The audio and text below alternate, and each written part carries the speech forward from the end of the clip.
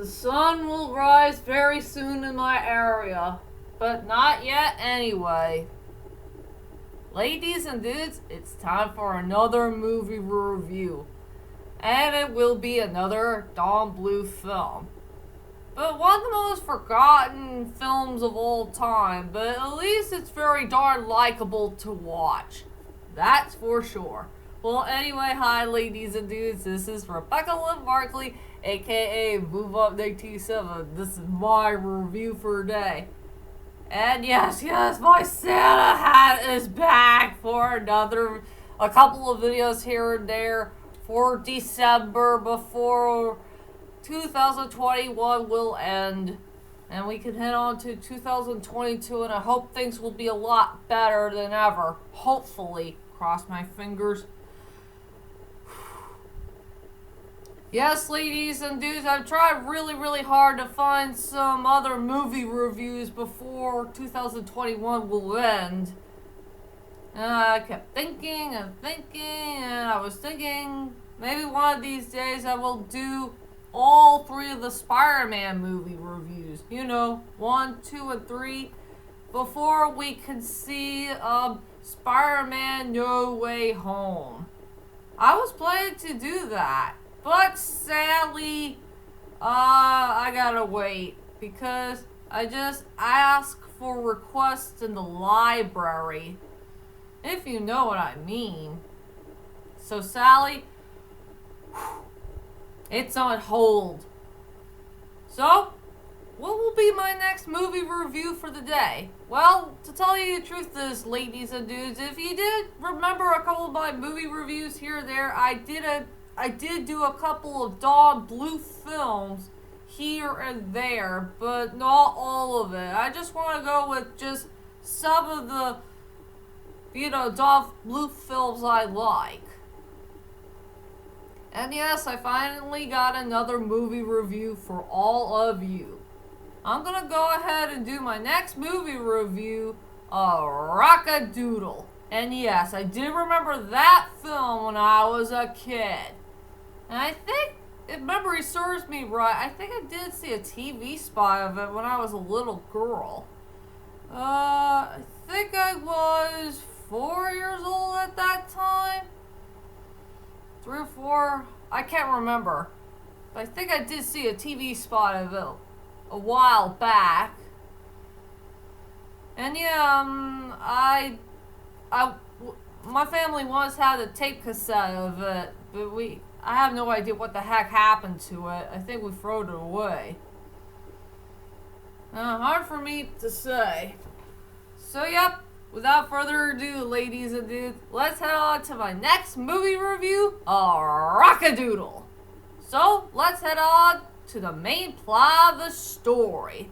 It's a story about this young little boy named Edmund. I think he felt ill or something. They never explain why is he in bed all the time.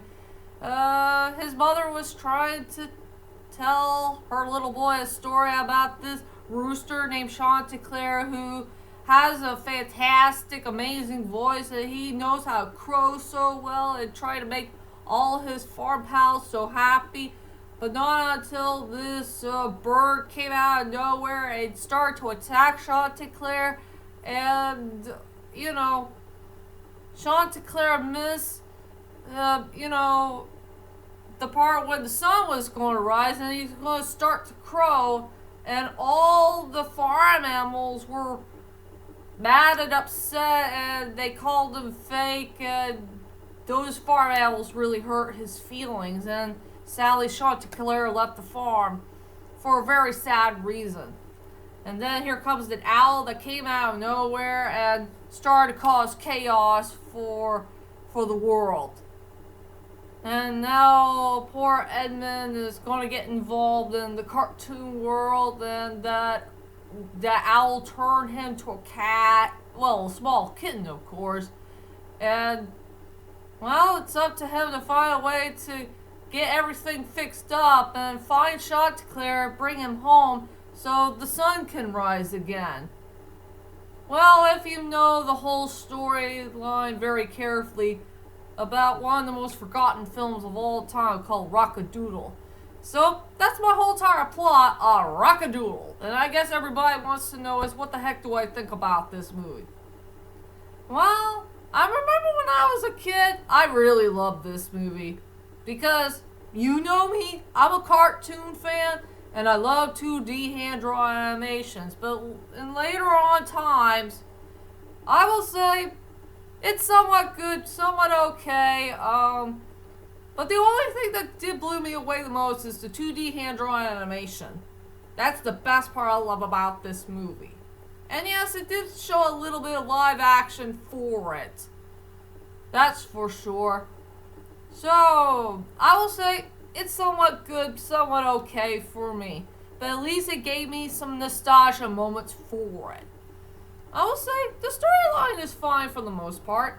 And the characters were fine, as they are. I love the 2D hand-drawn animation. I love the score. And the songs are pretty darn good. And let's see. I love the voice cast too. Everybody did a good job playing those wonderful characters. Yep. And yes, there is a few interesting fun facts to be found in this movie. Something I will tell you in a moment. So anyway, let's head on to my strongest points and the weakest points of Rock-a-Doodle. I will say for the strongest points for me will always be the 2D hand-drawn animation. I frickin' love this 2D hand-drawn animation for this film. It's very well done, very well detailed, and I just love 2D hand-drawn animation to death. I really, really miss 2D hand-drawn animation so darn much. Please, please bring it back. I want more of it. No more CGI. Please, please, please bring it back. Bring it back. So we can get back to the nostalgia feel all over again. From scratch. Yeah, thanks to 2D hand-drawn animation films, that is the true nostalgia feel for animation. Not CGI. Well, CGI can give us some nostalgia feel here and there, but not as great as 2D hand-drawn animation. That's for sure. Yeah, I will say the strongest points of the movie is the 2D hand-drawn animation.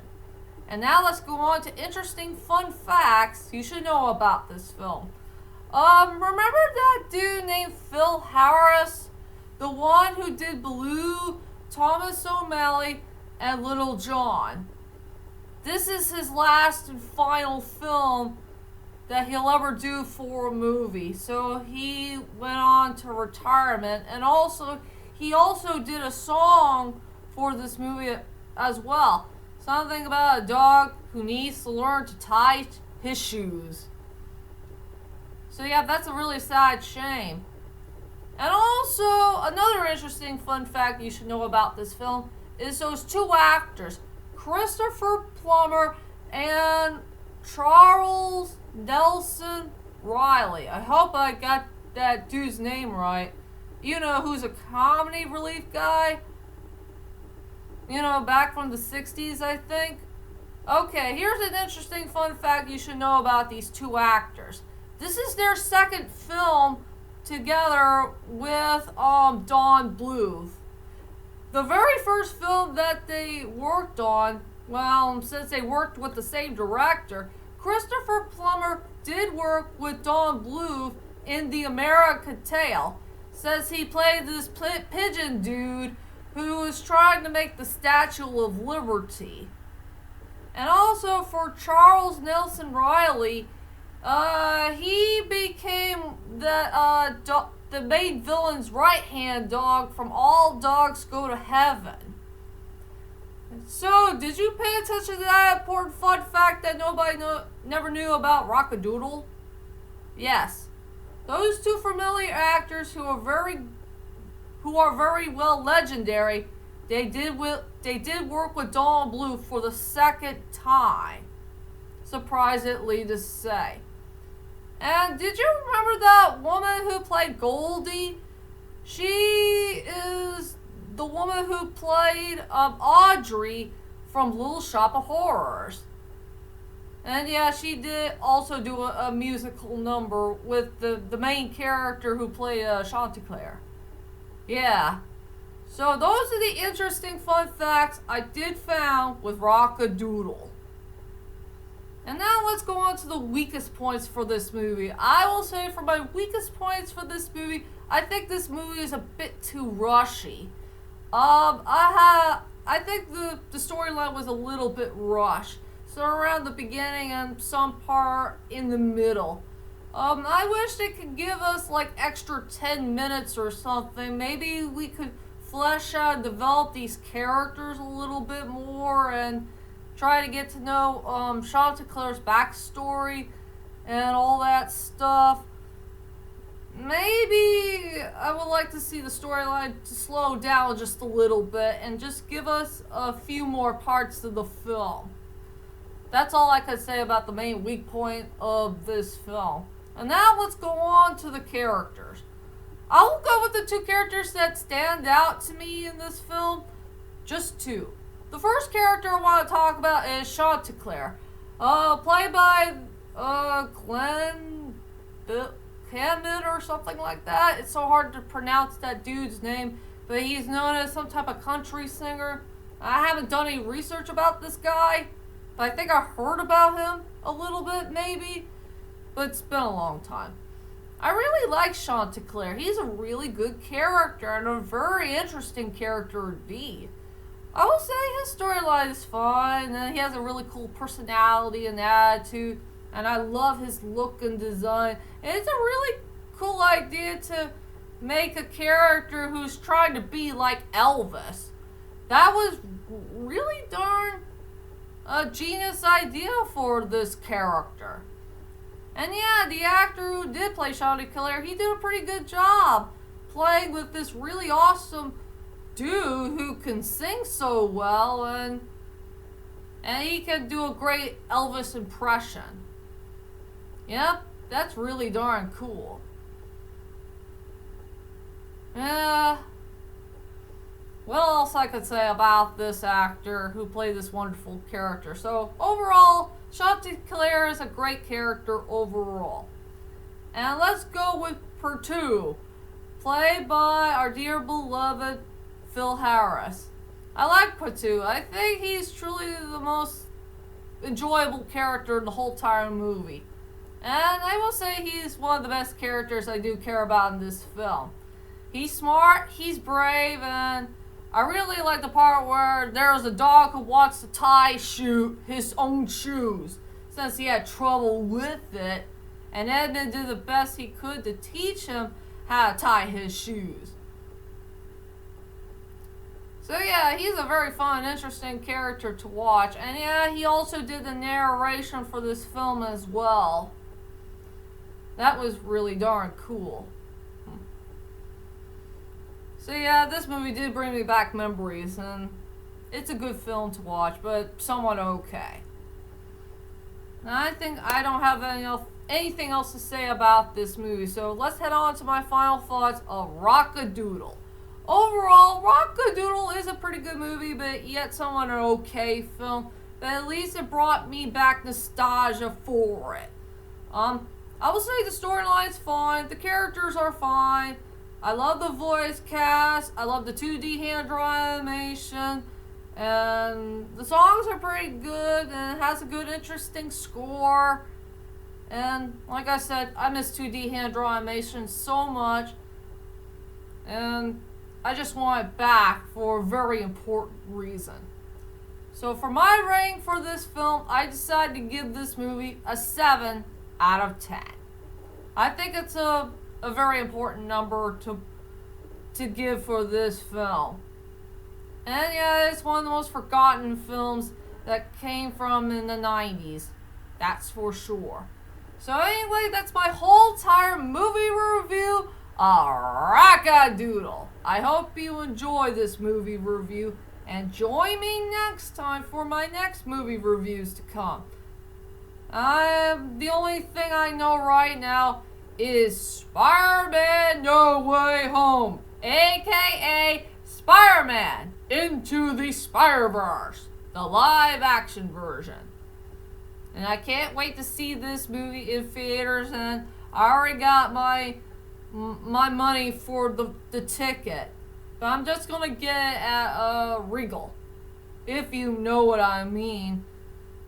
So be prepared for my next videos to come in the main future. Whatever it's going to be. And yes, ladies and dudes, coming really soon, somewhere close to the end of the year, I will do my top 20 best videos that I ever done in the year of 2021. And that's coming very soon. And that's the reason why I gotta rewatch a couple of my videos all over again from scratch, from here and there, if you guys get the picture. So, I'll see you next time. And sayonara.